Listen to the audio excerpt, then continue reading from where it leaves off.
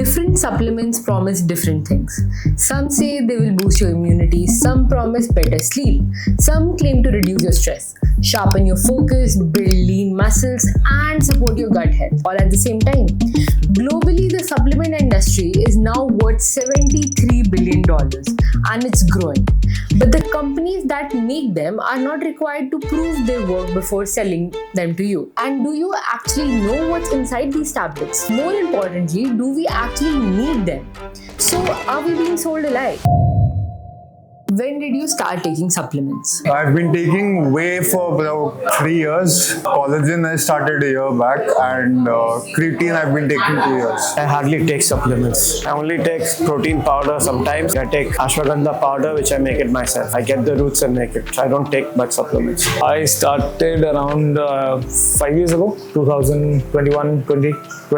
My first supplement was when I was 18 years old. Back in 2018, started having protein. Added creatine for a little bit. I've been taking fish oil for a very long time now. Your grandparents probably had one thing on their kitchen shelf, maybe a multivitamin 10. So how did we get from that to people waking up and taking 6, 8, 10 different supplements? It didn't happen because science suddenly discovered that we are all deficient.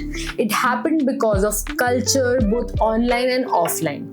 The wellness movement of the 2000s made supplements feel like a self-care. And then social media turned supplement brands into lifestyle brands and turned fitness influencer into de facto nutritionists. How much do you spend on supplements monthly? I'd say 2,500 to 3,000 rupees a month. Close to 5 to 6K. About 8,500. 7,000 to 8,000 rupees. The spending amount would have felt normal if there was overwhelming evidence that supplements are making us dramatically healthier. But there isn't. At least not for majority of healthy people taking the most common supplements. Do you know that supplement brands don't have to prove something works before they start selling it? No, I wasn't aware. Yes, that's why I don't take them, because 99% stuff sold in India is spurious. I think more or less if the ingredients are good, I don't think they have to prove it. I do know, but you need to read before you buy them. You need to have your quality checks and everything. When a pharmaceutical drug is developed, it goes through years of clinical trial. The manufacturer has to submit data on its safety and efficacy. It has to get government approval before a single bottle appears on a shelf. Supplements operate under a completely different set of rules.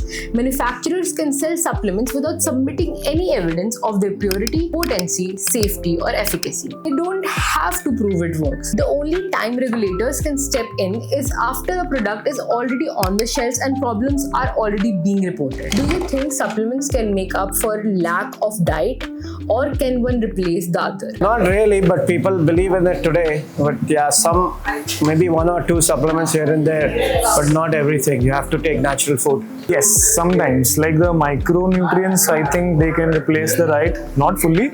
But then if I'm lacking something, if I start taking supplements, I think I'll get a decent amount. No, they're not a replacement. They're an addition to your diet, but cannot replace anything. Short answer, no.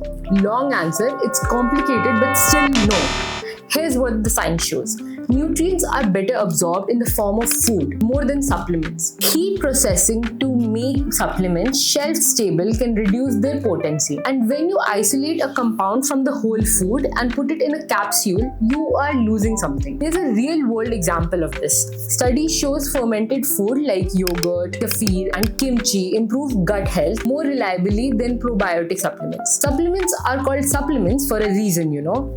They're meant to add to your diet, not replace one. Do you know that for most healthy people, supplements just pass through their system? Yes, because we do not have the right diet to digest them, which is why it just passes through. We do not have the right knowledge about it. No, I think there's an effective dose and anything else is just chucked out by the body as it is. No, not exactly. I think they'll have their effect. More or less, the supplements, let's say, it depends, no? Water soluble, oil soluble. So oil soluble, they'll stay in the body. Water wise, they'll flush out if they have it sufficient in their body itself. Stanford's clinical dietitian said it best. She called it very expensive urine. Yeah.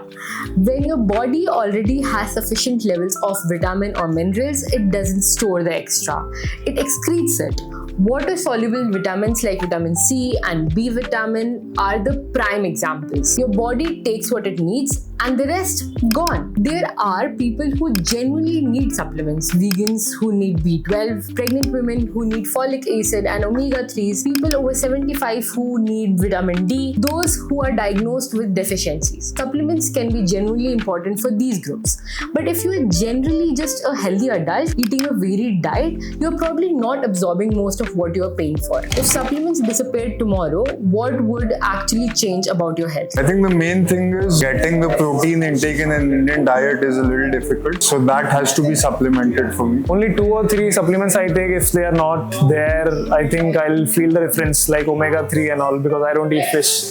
Other than that, I think all of the other things I can do from my diet. I think I'd be more focused on eating whole foods, less packaged foods. I would increase the quantity of foods I consume. I would take more time to prepare my food. I don't think the health will directly have an impact, but the time that it takes me to prepare my meals, have my meals would increase. I want to leave you sitting with this question, not to make you feel bad, but to genuinely ask, what is it that you are hoping supplements are doing for you? And is there evidence they are actually doing it?